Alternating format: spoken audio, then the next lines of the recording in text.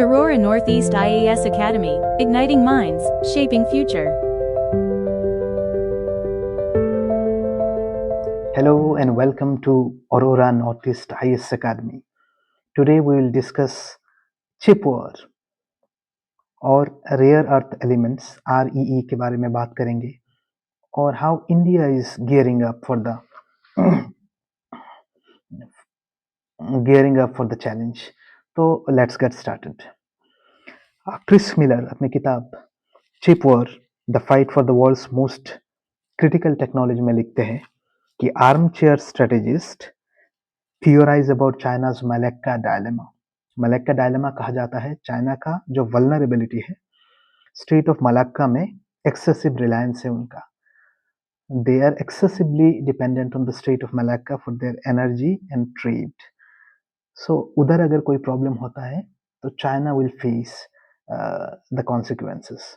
तो यही लिखते हैं कि they theorize about China's Malacca dilemma, a reference to the main shipping channel between the Pacific and the Indian Oceans, and the country's ability to access supplies of oil and other commodities amid a crisis.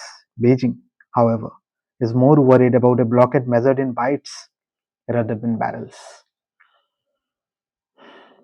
देखिए, World War II was fought on the basis of किसके पास ज़्यादा steel है, किसके पास ज़्यादा aluminium है, इसके ऊपर यही एक इकोनॉमिक और मिलिट्री स्ट्रेंथ कहा जाता था किसी भी देश का वर्ल्ड वॉर II में. During the cold war we have seen the fight was mainly about possession of atomic weapons. लेकिन अभी जो क्या बोलते हैं कोल्ड वॉर II कहा जा सकता है. This fight is between the two super powers. G2 America जिसको अब G2 का नाम दे रहा है. So it is very interesting because now the fight is about acquiring supercomputing technologies. और इस supercomputing technology के पीछे कुछ और नहीं बल्कि rare earth elements बोल के बहुत ही important elements हैं. Rare earth elements और semiconductor they dominate. आजकल की सिनेरियो में जियोपॉलिटिक्स की सिनेरियो में दे डोमिनेट करते हैं. तो आज बहुत सारे आर्टिकल्स आए हैं, हिंदू में आया है, इंडियन एक्सप्रेस में आया है. So let's get started. पहले तो रेयर अर्थ एलिमेंट्स आपको पता होना चाहिए. ये 17 एलिमेंट्स कहा जाता है. ये क्रूशियल की है क्योंकि उनका एनर्जी डेंसिटी जो है वो बहुत हाई है, मेल्टिंग पॉइंट हाई है एंड कंडक्टिविटी हाई है. ओके देखिए, high density, high melting point. So high density and high melting point का जो इनका थीम है, this is what we should try to. दूसरा है कि इंडिया का जो फोकस है रेयर अर्थ एलिमेंट में, ये कुछ सेक्टर्स है जैसे electric mobility, renewable energy, electronics manufacturing और डिफेंस. इन सब में अगर इंडिया को आगे बढ़ना है तो it needs access to rare earth elements. तीसरा है गवर्नमेंट ने क्या क्या इनिशिएटिव लिया है. कुछ नए माइनिंग ब्लॉक्स जो है गवर्नमेंट ने वो ऑक्शन के लिए खुले छोड़ दिए है प्राइवेट सेक्टर के लिए. तो these are the initiatives that have been taken till now. तो पूरा स्टोरी क्या है हम लोग जानते हैं. गवर्नमेंट ऑफ इंडिया ने एक स्कीम लॉन्च किया है अभी रिसेंटली. 7,000 करोड़ रुपए का अलॉटमेंट हुआ है इसमें. तो इसमें it would try to facilitate the creation of integrated rare earth permanent magnet manufacturing facilities, REPM जिसे कहा जाता है. देखिए, चाइना का एक डोमिनेंस है.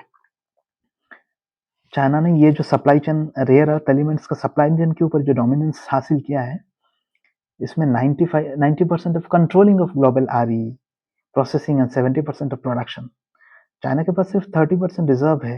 लेकिन देखिए आप क्या कर रहा है चाइना. 90% कंट्रोल कर रहा है प्रोसेसिंग और 70% प्रोडक्शन के ऊपर कब्जा है. जब ट्रेड वॉर शुरू किया गया था ट्रम्प के द्वारा, तो चाइना ने इसको लेवरेज करने के लिए China imposed export restriction on 7 rare earth elements and finished magnets in a bid to counter the trade war. India हम लोग नेट ज़ीरो हासिल करना है हम लोगों को। हाँ, पेरिस एग्रीमेंट के अनुसार बहुत सारे टारगेट्स आईएनडीसी से इंडिया को अचीव करना है ये सब। तो वी नीड इलेक्ट्रिक व्हीकल्स, हमको कूल सोर्स ऑफ इलेक्ट्रिसिटी से डाइवर्सिफाई करके क्लीनर सोर्सेस ऑफ एनर्जी में जाना है। तो how India will cope up with the challenge, given the fact that China controls, और कभी भी कोई अगर टेंशन होगा, जियोपॉलिटिकल टेंशन होगा, तो China can disrupt the supply. तो इस हालात से निपटने के लिए what India can do.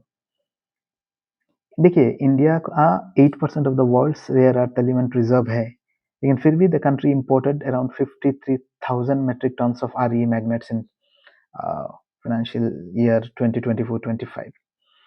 Government ने जो स्टेप्स लिया है वी हैव ऑलरेडी मेंशन्ड। इस स्टेप में इंक्लूडेड है opening up of new mining blocks, और प्राइवेट सेक्टर को इनवाइट किया गया है कि एक्सप्लोरेशन और प्रोसेसिंग में आप पार्टिसिपेट कीजिए। लेकिन फिर भी जो रेगुलेटरी कोलेस्ट्रॉल बोला जाता है, it still is an issue. India के पास अभी भी इंफ्रास्ट्रक्चरल इश्यूज की लेवर्स, इनोवेशन कैपेसिटी नहीं है। डोमेस्टिक मैन्युफैक्चरिंग में लोग रिलैक्टेंट क्यों हैं? बिकॉज gestation पीरियड जो है वो बहुत लंबा होता है, तो people, entrepreneurs are reluctant to invest in such long gestation projects. So these are the issues that India is facing, but future probably is uh, to hedge the risk coming out of rare earth elements and China's excessive control over it.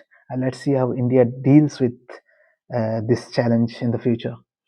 और अभी we can talk about